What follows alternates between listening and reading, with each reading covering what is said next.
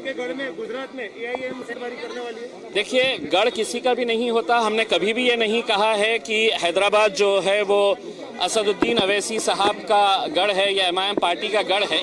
वहाँ पर हमारे चाहने वाले थे और MIM पार्टी जो है वो एक शहर से शुरू हुई थी। हम कोई राष्ट्रीय स्तर की पार्टी नहीं थे, लेकिन जैसे जैसे लोगों का रिस्पांस, लोगों का विश्वास और लोगों की मोहब्बत बढ़ती जा रही है, हमको ये उत्साह मिल रहा है।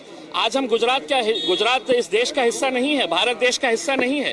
हमको भी अधिकार है, जिस तरह अलग अलग राजनीतिक पार्टियां आकर अपना नुमाइंदा वहां पे तय करती है, हमको भी अधिकार है और उसी अधिकार का इस्तेमाल करते हुए हम आज गुजरात में आए हैं।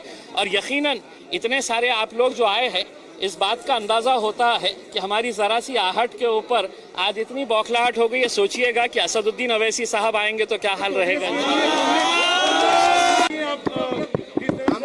एयरपोर्ट पर अब आए हो, गुजरात का प्रवास है आपका, कितने दिन का ये प्रवास है और क्या मकसद का ये प्रवास? देखिए, हम समझते हैं कि पिछले कई सालों से जो गुजरात के आवाम की जो एक ख्वाहिश थी कि मजलिस इत्तेहादुल मुस्लिमीन MIM पार्टी भी गुजरात में आना चाहिए, वो ख्वाहिश अब पूरी होने जा रही है, क्योंकि बैरिस्टर असदुद्दीन अवैसी साहब ने और हमारे BTP पार्टी के जो अध्यक्ष है छोटू भाई वसावा साहब, ये दोनों ने तय किया है कि आगामी चुनाव में ये साथ में मिलकर चुनाव लड़ेंगे।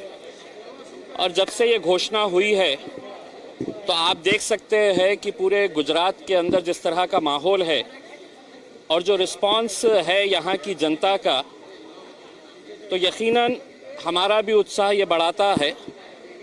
और हम गुजरात को एक बहुत अहम सेंटर मानते हैं, एक बहुत अहम राज्य मानते हैं, क्योंकि यहाँ पर कुछ राजनीतिक पार्टियों ने ये समझ के रखा है कि ये हमारा गढ़ है और इस गढ़ को कोई हिला नहीं सकता है, इस गढ़ के अंदर कोई आ नहीं सकता है। हम आए हैं लोगों के बीच, लोगों की मांग के ऊपर। लोगों ने ख्वाहिश जाहिर की थी कि बैरिस्टर असदुद्दीन अवैसी साहब ने गुजरात में आना चाहिए। इसी के तहत हम लोग यहाँ पर आए हैं। आज बड़ौदा में रहेंगे, जितने भी जिम्मेदार लोग रहेंगे उनसे मुलाकात करेंगे।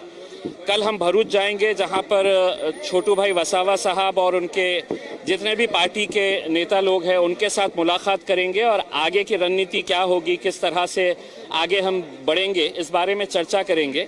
और फिर परसों के दिन हम लोग सूरत में दिन भर जो गुजरात के अलग अलग इलाकों से लोग आना चाहते हैं, मिलना चाहते हैं, चूँकि ये 3 दिन का दौरा है और बहुत सारे लोगों की एक ख्वाहिश थी कि हमने अहमदाबाद भी आना, गोधरा भी आना, अंकलेश्वर भी आना, लेकिन ये एक प्राथमिक हमारी मीटिंग है। और इसके बाद लगातार MIM पार्टी के जितने भी देश भर के वरिष्ठ नेता हैं, सभी लोग लगातार यहाँ पर आते रहेंगे।